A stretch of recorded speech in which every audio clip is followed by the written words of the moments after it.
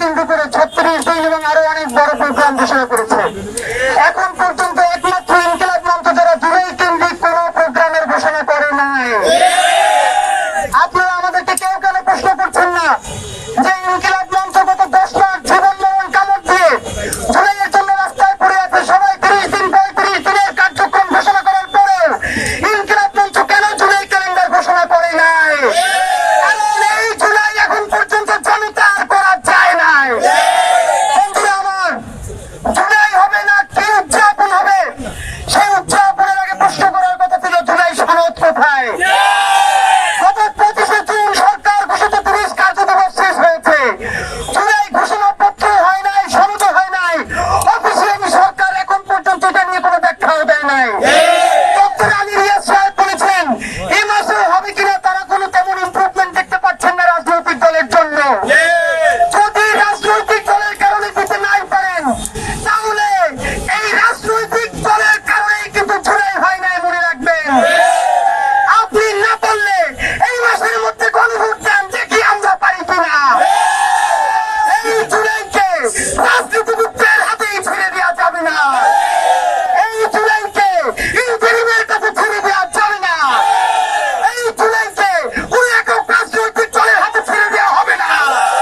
এই জুলাই 11 কোটি বাংলাদেশের মানুষের, এই জুলাই ভারতীয় আধিপত্যবাদ বিরুদ্ধে। এখন আমরা এইখান থেকে মৎস্যভবন হয়ে কাকরাইল থেকে ফরেন সার্ভিস একাডেমিতে লাল পতাকা নিয়ে শহীদ পরিবারকে সাথে নিয়ে আহতদেরকে সাথে নিয়ে লাল মারতে যাব।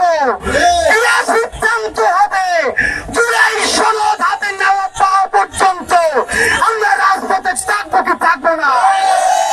তারা এই জুলাই আন্দোলনে শাহাদাত বরণ করেছেন, এমন কোন দল নাই যারা আপনারা এই জুলাইয়ের ক্রেডিট নিয়ে ভাগাভাগি করেন নাই।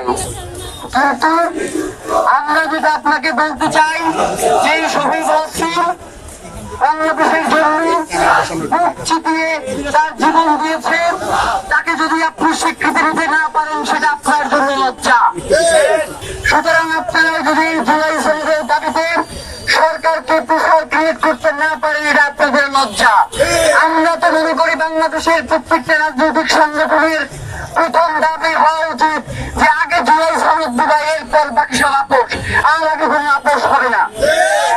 সরকারের কাছে বারবার দাবি জানানোর পরেও সরকার কেন জুলাই সনদ দিচ্ছে না?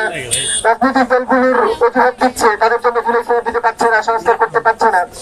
এটাও তো আমাদের জানা উচিত যে কোন কোন রাজনৈতিক দল সরকারকে এই কাজগুলো করতে দেয় না।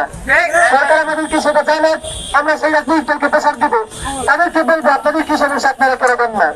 শহীদদের নায়কদেরকে আমরা কি লিপ্ত হই? রাজনৈতিক দলগুলোর সাথে সংলাপ হয়, কিন্তু শহীদদের পরিবারের সাথে কোনো সংলাপ হয় না।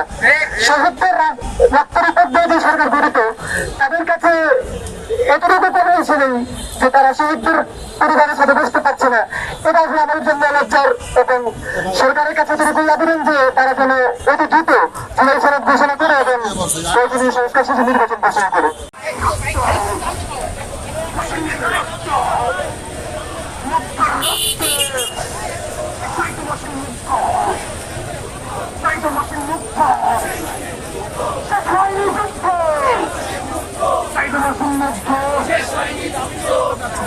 সবার